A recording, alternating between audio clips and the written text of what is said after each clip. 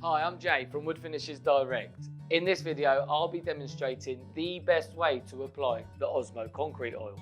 In the dark about what it does? Don't worry, we have you covered. Check out our preparation video now.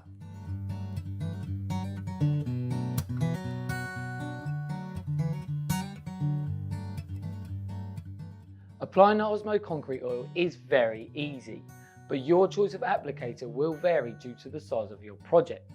Thankfully, the Osmo Soft Tip brush, my chosen applicator for this product, comes in various sizes. It has a fantastic blend of natural and synthetic bristles, giving you an even distribution of oils. It offers a great level of control, making it ideal for small to medium projects, like this one we're working on today. For larger areas such as floors, I'd go for the Osmo Floor Brush. It's great for limiting over application issues.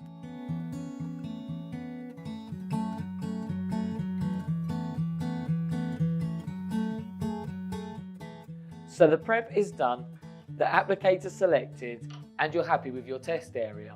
We're ready to jump right in. Start by giving the tin a good stir before and periodically during application to prevent inconsistencies in the finish. Load the brush with oil, dab off any excess and apply thinly in long even strokes in manageable areas to prevent inconsistencies. Once applied, remove any excess from the surface with a lint-free microfiber cloth before allowing it to dry. After 8 to 10 hours, give it a light rub down with a finishing pad. Then you are ready to apply your second, final coat the same way as you did the first. Once dry, you're done. The results we got on this industrial style coffee table and decorative flower pot are great.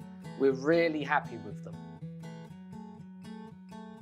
If you are seeking further technical assistance or advice on this project, why not put us to the test and give us a call or email? We are the experts after all. All the products mentioned in this video are linked in the description on YouTube. Like what you've seen? Don't forget to like and subscribe for all future content. And remember, always do a test area.